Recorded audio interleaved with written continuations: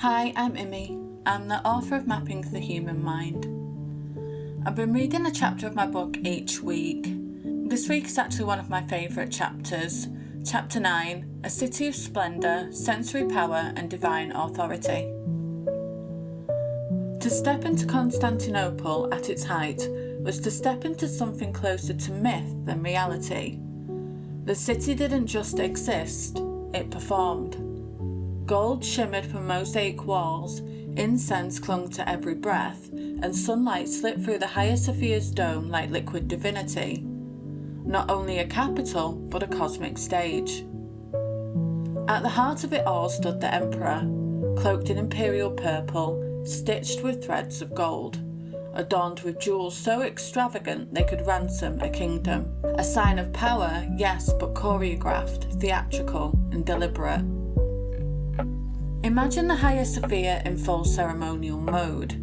Clouds of incense curling through the air, choirs echoing off marble walls, and the emperor entering not as a mere ruler, but as the living symbol of divine order.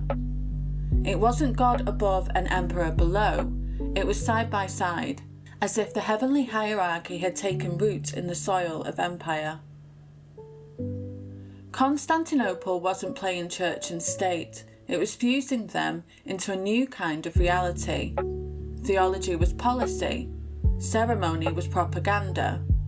Every processional, every chant, every jewelled garment was part of an immersive ritual designed to make the people believe that their emperor was not only chosen by God, he might be the next best thing to a divine colleague. Not equal, but undeniably in the inner circle. Think Numenor before the fall. Radiant, resplendent, and utterly convinced of its divine destiny. A city so enchanted by its own beauty and favour that it felt invincible.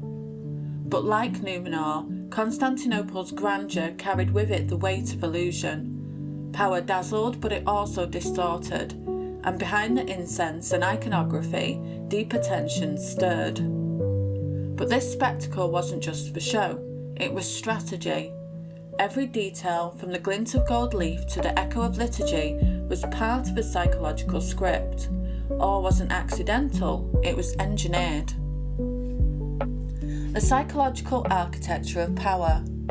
The Byzantines didn't just build buildings, they were constructing experiences designed to hack your brain's perception of power and divinity.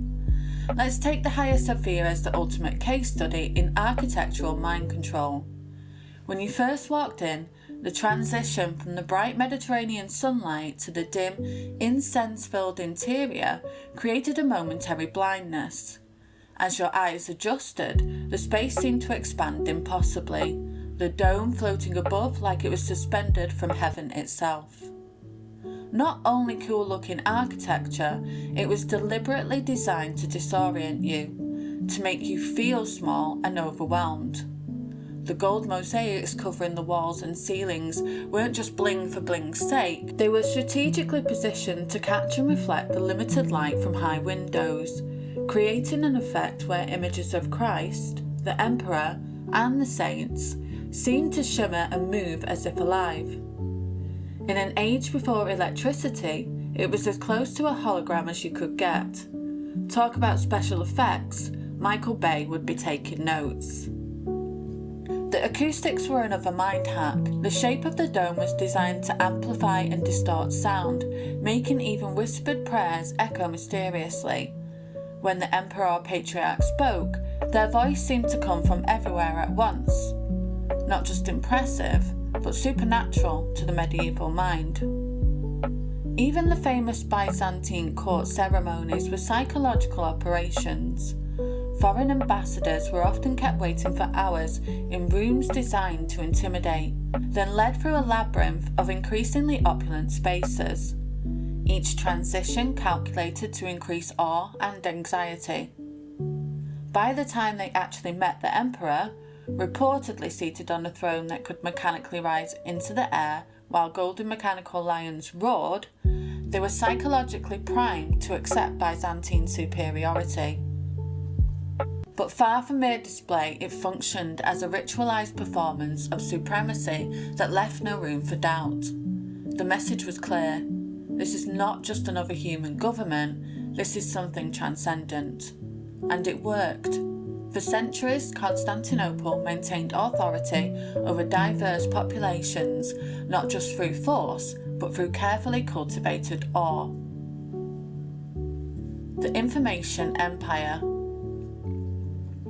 While the rest of medieval Europe was still figuring out which end of the sword to hold, Constantinople was running the ancient world's equivalent of the CIA, complete with diplomatic mind games that would make modern politicians look like amateurs at a poker night. The Byzantine diplomatic corps was a finely tuned machine. It was an extensive network of spies, informants, and ambassadors stretching from the Viking territories to China. Not your typical message carriers, they were highly trained professionals, versed in languages, cultural customs, and psychological manipulation. Byzantine ambassadors assessed military strengths, identified potential allies, and sowed discord among enemies, all while maintaining a pleasant smile and distributing expensive gifts. And speaking of gifts, the Byzantines turned gift-giving into psychological warfare. When foreign dignitaries visited Constantinople, they'd receive presents so lavish they bordered on ridiculous. Silk robes that cost more than their entire village, mechanical golden birds that sang automatically, or clockwork devices that seemed like actual magic in the 9th century. But these were not generous party favours. They were calculated demonstrations of Byzantine technological and economic superiority. You can just imagine somebody saying, "Nice sword you've got there. Here's a self-operating golden tree with singing mechanical birds. No big deal. We make them for the kids." Information control was another Byzantine speciality. Long before anyone thought about classified documents, Constantinople had mastered the art of selective information sharing. Certain technologies like the famous Greek fire, a mysterious incendiary weapon that could burn even on water, were state secrets guarded more closely than the imperial treasury. The manufacture of silk was similarly protected. Smuggling silkworms out of the empire was punishable by death. Talk about extreme copyright protection. But the real masterpiece of Byzantine information management was how they played their neighbours against each other. Need to deal with a threatening tribe of nomadic warriors? Why fight them when you can subtly encourage them to attack your other enemies instead? Byzantine diplomats excelled at redirecting threats, creating buffer states, and making generous friendship payments, don't call them bribes, to potential enemies. Armed with intelligence from the Byzantine Ministry of Foreign Affairs, known evocatively as the Bureau of Barbarians, they gathered vast knowledge about both foes and allies. The emperor understood that warfare was expensive and risky, while clever diplomacy was cheap and effective. The result was an empire that sometimes seemed to defy gravity, maintaining influence even when its military was stretched thin or its economy under pressure. Constantinople weaponized information, perception, and psychology. It was soft power before anyone had invented the term. Life beyond the palace walls. While emperors and patriarchs were busy with their gold mosaics and theological debates, ordinary Constantinopolitans were living lives that might surprise us with how weirdly relatable they were. The city, while home to the elite, was also a buzzing metropolis of around 500,000 people at its height, making it the medieval world's version of New York City. The narrow streets of residential neighbourhoods were packed with multi-storey apartment buildings called insulae, where families lived in close quarters, often directly above shops and workshops. Imagine living in a fifth-floor walk-up with your extended family, the smell of the baker's shop below wafting up through your floorboards, and your neighbours' marital disputes serving as your evening entertainment. Some aspects of urban living never change. The real heart of everyday Constantinople wasn't the Great Palace or even the Hagia Sophia, it was the markets. The Mise, the main street running through the city, was lined with shops selling everything from spices to silks, books to baubles. Shopping was only part of the equation though, it was social networking, Byzantine style. Here you'd catch the latest gossip, from scandalous palace rumours to complaints about rising bread prices. The marketplace was social media without the screens. And speaking of entertainment, Byzantines knew how to party. The Hippodrome, designed not only for the emperor's ceremonies, was where ordinary citizens gathered to watch chariot races, the NASCAR of its day. The population was divided into demes or chariot racing fan clubs, primarily the Blues and the Greens. These fan bases were more than just spectators, they were political factions in motion. Supporting the Blues or Greens wasn't only about who had faster horses, it reflected your political affiliations, religious views, and even your neighbourhood. These rivalries occasionally exploded into violence. The infamous Nika riots of 532 started as a sports riot and ended with nearly half the city burned down and 30,000 people lost their lives. Religion shaped daily life, but perhaps not in the way we might imagine. While theological debates raged among the educated elite, ordinary Byzantines practiced a faith that mixed official doctrine with folk traditions and superstitions. People wore amulets for protection, consulted local holy people for advice, and participated in religious festivals that often incorporated pre-Christian elements. The official church might have frowned, but pragmatic priests often looked the other way. The average Byzantine wasn't obsessing over whether Christ had one nature or two. They were praying for a good harvest, a healthy baby, or protection from the plague. And speaking of health, public bathhouses remained a central feature of Byzantine life. These were inherited from Roman traditions. More than places to just get clean, they served as social hubs where people of all classes, though usually segregated by gender, could relax, gossip, and even conduct business. Let's discuss this over a steam was the Byzantine equivalent of let's do lunch. The Byzantine mind. While Western Europe was fumbling through the post-Roman hangover, Constantinople was developing a distinctive intellectual culture that approached problems fundamentally differently than either its Roman predecessors or its medieval European contemporaries. The Byzantine mind was deeply symbolic, seeing the physical world as a reflection of divine realities. Rather than just a religious view, it functioned as an all-encompassing mode of understanding, where the emerging Western intellectual traditions would eventually emphasize categorization, linear thinking, and cause-effect relationships. Byzantine thought excelled at seeing patterns, correspondences, and harmonies between seemingly unrelated things. Take Byzantine art as a window into this mental framework. To modern Western eyes, Byzantine icons initially look wrong. The perspective is deliberately inverted, proportions are symbolically rather than anatomically determined, and gold backgrounds define natural settings. But these weren't artistic limitations, they were conscious choices reflecting a different way of seeing reality. The inverted perspective places the viewer, not the image, at the vanishing point, suggesting that the holy figure is looking at you, not the other way around. Byzantine artists weren't trying and failing to be realistic.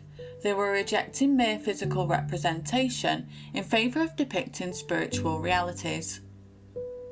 This symbolic thinking extended to politics, diplomacy, and everyday life. Court ceremonies weren't just pomp, they were enacted cosmos, mirroring what the Byzantines believed were the divine order of heaven. The emperor's position relative to others, the colours he wore, the timing of his movements, all carried layers of meaning that educated Byzantines could read as clearly as we read text. Byzantine education reflected this distinctive approach.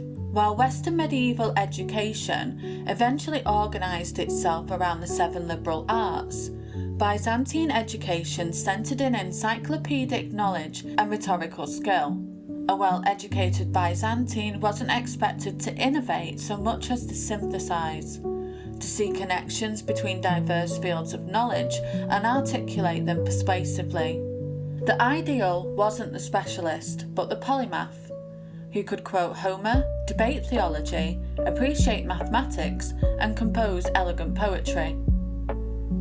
This intellectual framework had profound strengths and weaknesses. On one hand, it created remarkable stability. Byzantine culture maintained essential continuity for over 1,000 years, preserving Greek learning when much of Europe had forgotten it. On the other hand, it could resist innovation, seeing novel approaches as potentially dangerous deviations from established harmony. Perhaps most importantly, the Byzantine mind approached contradictions differently than most of us do. Where modern Western thinking, which is influenced by Aristotelian logic, sees contradictions as problems to be resolved, Byzantine thought was more comfortable with paradox, with holding seemingly opposite truths in tension. More than ambiguity, it reflected a worldview that honoured the sacred in contradiction. Christ could be fully human and fully divine. The emperor could be both servant and master. Icons could be both material objects and windows to heaven. This distinctive cognitive framework wasn't limited to academic elites. It shaped how ordinary Byzantines experienced the world, processed information, and made decisions. It functioned like a mental operating system, enabling Constantinople to create a unique civilization at the crossroads of East and West, ancient and medieval, preserving classical knowledge while transforming it into something new. When the walls fell.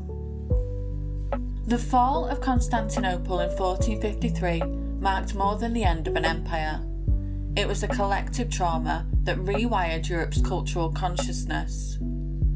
When those supposedly impenetrable walls finally gave way to Ottoman cannons after a millennium of resistance, what collapsed wasn't merely stone, it was an entire worldview. For Eastern Christians, particularly the Orthodox, the loss of Constantinople felt apocalyptic. Many interpreted it as a sign of the end times, the fall of the Second Rome. The psychological devastation was akin to what modern Americans might feel if Washington, D.C. were to fall to a foreign power, except amplified by religious significance and a history stretching back over 1,000 years. The Byzantine emperor embodied more than political leadership. He was the protector of Orthodox Christianity, his office established by God himself. His fall created a vacuum of both political and spiritual authority that would never be fully filled. In Western Europe, the reaction was more complex. On one level, many Catholic Europeans had long viewed their Eastern Christian counterparts with suspicion, even hostility. Centuries of growing division, doctrinal, cultural, and political, had created a deep mistrust. Earlier conflicts, including a particularly brutal episode in which Western Crusaders turned on the city they were meant to protect, had left scars that were still fresh in the collective memory. Some even saw the city's fall as divine punishment for the East's refusal to accept Rome's spiritual authority. Yet beneath this theological finger-pointing lay a deeper anxiety. Constantinople had been the buffer between Europe and the Islamic world, an arrangement that had allowed Western European powers to develop with relative security on their eastern flank. With Constantinople gone, the Ottoman Empire now had direct access to Central Europe, evidenced by their subsequent pushes as far as Vienna. Suddenly, the Islamic world wasn't a distant reality but an immediate neighbour, and a powerful one at that. The fall also triggered a massive brain drain as Byzantine scholars fled west, bringing with them ancient Greek texts and ideas that would help fuel the Renaissance. This intellectual migration created a strange contradiction. Western Europe was simultaneously absorbing Byzantine intellectual treasures while developing narratives that distanced themselves from Byzantium's perceived failures. Perhaps most significantly, Constantinople's fall shattered the medieval assumption that Christian dominance was part of the natural order. If the greatest Christian city, the one that had stood for a millennium, could fall to Islamic forces, then perhaps Christianity's position wasn't as secure as Europeans had assumed.